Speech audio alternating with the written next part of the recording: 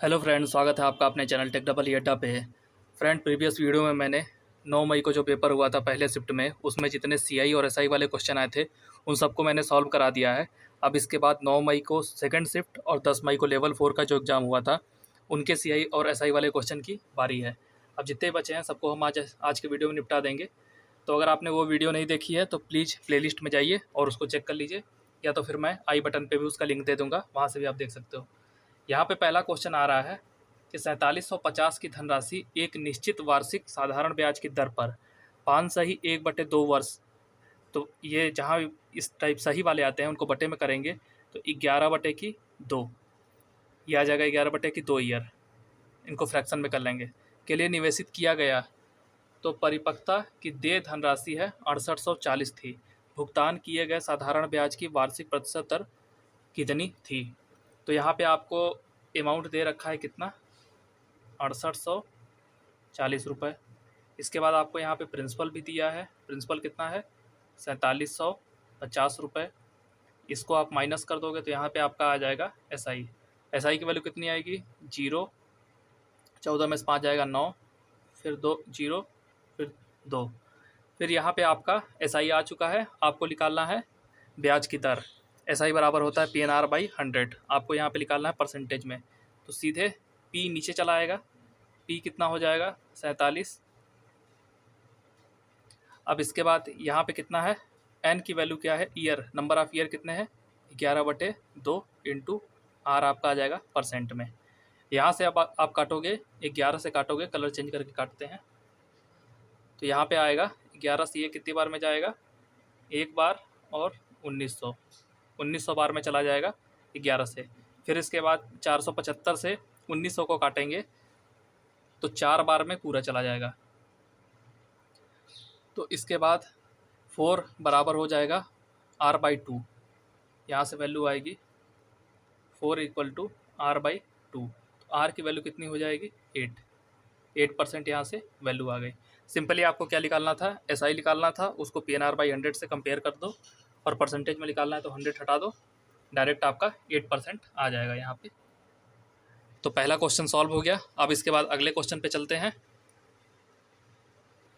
अब अगला क्वेश्चन है फ्रेंड, किसी निश्चित धनराशि पर 15% वार्षिक दर से, कलर ये वाला सही जाता रहता है, 3 सही 1/3 वर्ष में प्राप्त साधारण ब्याज समान धनराशि पर 12% वार्षिक दर पर 5 सही 1/2 वर्ष में प्राप्त साधारण ब्याज से 1840 रुपये कम है, तो धनराशि ज्ञात करनी है। यह भी आपका एसआई का क्वेश्चन है। यहाँ भी बटे वाला 3 सही 1/3 को आप लिख सकते हो 10/3, और 5 सही 1/2 को आप लिख सकते हो 11/2 ईयर। तो वर्ष आपको पता चल गया है। पहले वाले में आपको एसआई कितना प्राप्त होगा, परसेंटेज में दिया तो परसेंटेज में निकाल लेते हैं, 15% इंटू 3 सही 1/3 को आप लिखोगे 10/3, तो ये आपका आएगा 50%। यहाँ से वैल्यू आ जाएगी। इसके बाद सेकेंड वाले का कितना आएगा, 12% इंटू यहाँ पे कितना है, ईयर दिया है 5 सही 1/2, तो इसको लिखोगे आप तो 11/2 आ जाएगा। यहाँ से काटोगे 6 बार में, ये हो जाएगा 66। तो आपका परसेंटेज में डिफरेंस कितना आ रहा है, 50 और 66। 50 और 66 में डिफरेंस कितना आ रहा है, 16%। 16% डिफरेंस आ रहा है आपका परसेंटेज में, लेकिन जो एक्चुअल डिफरेंस दे रखा है कितना है, 1840। तो अगर 16% की वैल्यू कितनी आ रही है, 1840, तो आपको धनराशि ज्ञात करनी है, मतलब कि 100% की वैल्यू ज्ञात करनी है। 100% की वैल्यू कितनी हो जाएगी, 1840/16 इंटू 100। अब इसको जब 16 से काटोगे, 16 एकम 16, फिर बचेगा 24, फिर 16 एकम 16, फिर बचेगा 8, 16 × 5 = 80, तो 115 और 2 जीरो और लगा दो, तो ये हो जाएगा आपका 11,500 रुपये आपका आ जाएगा धनराशि। तो ऑप्शन सी जो आपका दिया है 11,500 रुपये, ये आपका राइट हो जाएगा। और फ्रेंड, वीडियो आपको पसंद आ रही हो तो प्लीज़ चैनल सब्सक्राइब भी कर लो। अब इसके बाद अगला क्वेश्चन देखते हैं। तो फ्रेंड, अगला जो क्वेश्चन है ये वही क्वेश्चन है जिसने सबको परेशान करके रखा है, क्योंकि इसमें 3 बार अपने टर्म और कंडीशन को चेंज करता है। यहाँ पे आपको 8 मंथ दे रखा है, फिर इसके बाद एक्स पूछा है वार्षिक पे, फिर जब एक्स निकाल लोगे उसको फिर वार्षिक में चेंज करना पड़ेगा। तो सबसे पहले थोड़ा हम आपको बेसिक बता देते हैं। अगर जैसे आपका जितना भी CI होता है, अगर वार्षिक दिया है तो 12 मंथ पे बनेगा। अगर 8 महीने का दे रखा है, इसके बाद बोला है 2 वर्ष, 2 वर्ष में 3 साइकिल हो जाएंगे 8 के, 8, 16 फिर 24, 2 वर्ष में 24 मंथ होते हैं, तो 3 साइकिल में आपका कंप्लीट होगा। मतलब कि 2 साल में अगर 8 महीने पे आपको ब्याज मिल रहा है तो 3 बार आपको ब्याज मिलेगा। सिंपल इसके कहने का मतलब ये है, टी बराबर हो गया 3। और इसके बाद अगर यहाँ से जो आप रेट निकालोगे, यहाँ से जो आप रेट निकालोगे, ये आपका 8 मंथ का रेट ऑफ इंटरेस्ट आएगा, 8 मंथ का रेट ऑफ इंटरेस्ट आएगा। फिर इसके बाद एक्स आपको वार्षिक में पूछा है, तो 8 महीने का अगर आपको रेट ऑफ इंटरेस्ट आ रहा है तो इसके बाद आप 1 महीने का निकाल लोगे। जैसे 8 महीने का रेट ऑफ इंटरेस्ट आ रहा है R%, तो 1 महीने का कितना आएगा, 8R% अपॉन 8, तो 12 मंथ का कितना हो जाएगा, R/8 इंटू 12। ये भी हम कुछ बेसिक है जो आपको बता दे रहे हैं, यहाँ से ये आ जाएगा। इस टाइप से आपका ये एक्स की वैल्यू आ जाएगी, क्योंकि आपका वार्षिक पूछा है। अब इसके बाद हम क्वेश्चन को सॉल्व करते हैं। यहाँ पे क्वेश्चन है, जब ब्याज की गणना 8 मासिक चक्रवृद्धि के आधार पर की जाती है तो 7800 रुपये की धनराशि X% वार्षिक, तो एक्स आपको निकालना पड़ेगा यहाँ पे, वो निकालोगे आप वार्षिक में। 2 वर्ष में कितनी हो गई है, 10,381.80 रुपये हो जाती है। तो ब्याज की गणना अर्धवार्षिक चक्रवृद्धि ब्याज के आधार पर की जाती है, तो समान धनराशि पर X + 5% वार्षिक दर से 1 वर्ष की चक्रवृद्धि ब्याज कितना होगा। तो यहाँ पे सिंपली आपको सबसे पहले निकालना पड़ेगा क्या, 8 मासिक चक्रवृद्धि आधार पर 2 वर्ष में कितना हो जाएगा। तो हमने आपको बताया है 8 है, 8 8 8, 3 साइकिल हो जाएगा, टी बराबर कितना हो जाएगा 3। अब इसके बाद इसका रेट ऑफ इंटरेस्ट निकालोगे। रेट ऑफ इंटरेस्ट निकालने के लिए सबसे पहले आपको ब्याज चाहिए, तो ब्याज कितना बन रहा है, जो आपका अमाउंट आ रहा है, अमाउंट कितना है 10381.8। इसके बाद आपका प्रिंसिपल कितना दे रखा है, ये है 7800।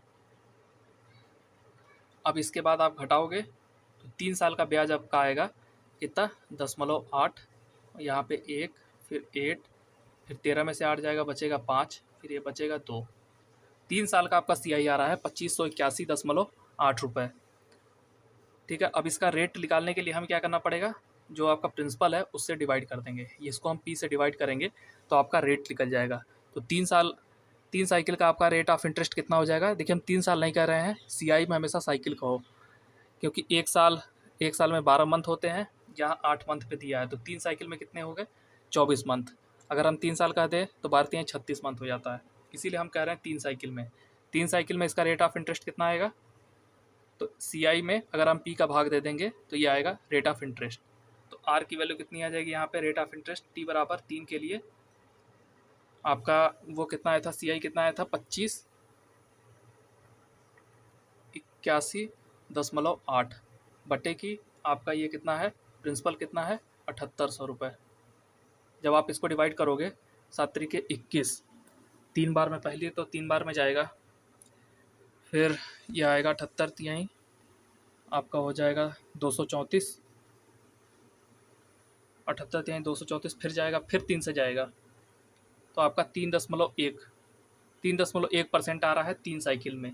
एक साइकिल में ये वैल्यू कितनी हो जाएगी, आपको CI का सक्सेसिव हम बता चुके हैं, आप पहला वीडियो देख लीजिए, वहाँ से सक्सेसिव आपको समझ में आ जाएगा। तो अगर 3 ईयर में सक्सेसिव 33.1 आ रहा है, तो 1 साल में इसका रेट ऑफ इंटरेस्ट कितना है, एक साइकिल में रेट ऑफ इंटरेस्ट 10% है। 10% को 3 साइकिल में ले जाओगे तो आपका रेट ऑफ इंटरेस्ट CI में हो जाता है 33.1%।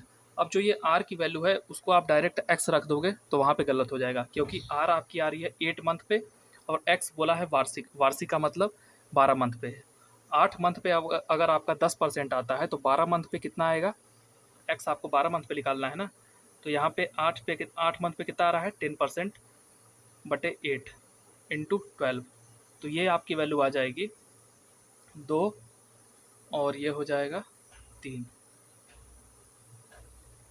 हो जाएगा 3, तो 30/2 कितना हो जाएगा 15%। X आपका कितना आ गया है 15%, यहाँ से X की वैल्यू आ गई है। अब इसके बाद यहाँ क्या बोल रहा है, यदि ब्याज की गणना अर्धवार्षिक चक्रवृद्धि ब्याज के आधार पर की जाती है, तो जो अब दोबारा करेंगे उसको अर्धवार्षिक पे करेंगे। आपका x किस पे आया है, वार्षिक पे आया है। तो समान धनराशि पर x प्लस 5% की वार्षिक दर से एक वर्ष का चक्रवृद्धि ब्याज कितना होगा। तो x प्लस 5 की वैल्यू कितनी हो जाएगी यहाँ से 20% कितना आ रहा है, ये आपका आ रहा है वार्षिक। अब फिर हम ब्याज की गणना जो कर रहे हैं अर्धवार्षिक पे कर रहे हैं, तो 6 महीने के 2 साइकिल बनेंगे। तो इनका जब 20 है तो पहले वाले में कितना बनेगा 10%, दूसरे वाले में बनेगा 11%। सक्सेसिव से निकालेंगे CI को, तो आपका एक साल में कितना बन जाएगा, 20 की जगह वो कितना बनेगा 21% बनेगा। तो 21% की वैल्यू आपको पूछा है, एक वर्ष में चक्रवृद्धि ब्याज कितना होगा। तो 7800 का 21% कितना हो जाएगा, ये आपको ज्ञात करना है। 2 जीरो से 2 जीरो कटेगा। अब 21 में देखिए यहाँ भी 1 आ रहा है, यहाँ पे यूनिट डिजिट 8 है, तो यहाँ पे आंसर में देखोगे तो 8 यहाँ भी है। अगर आप मल्टीप्लाई भी करोगे 78 में 21 का, तो ये आपका 1638 रुपये आपका आ जाएगा ब्याज। तो आशा करते हैं आपको ये समझ में आ गया होगा। अगर आपको नहीं आया तो फिर से एक बार वीडियो को देखिए, आराम से आपको समझ में आ जाएगा। उसके पहले CI के लिए जो सक्सेसिव वाला है उसके लिए पहले वीडियो को आप देख लीजिए, वो भी 10 मिनट का है, उसमें ज़्यादा टाइम नहीं लगेगा। शिफ्ट 1 के उसमें सारे क्वेश्चन सॉल्व कराए हैं। अब इसके बाद देखते हैं 10 तारीख को जो पेपर आया है आपका लेवल 4 का, उसमें CI/SI वाले क्वेश्चन को।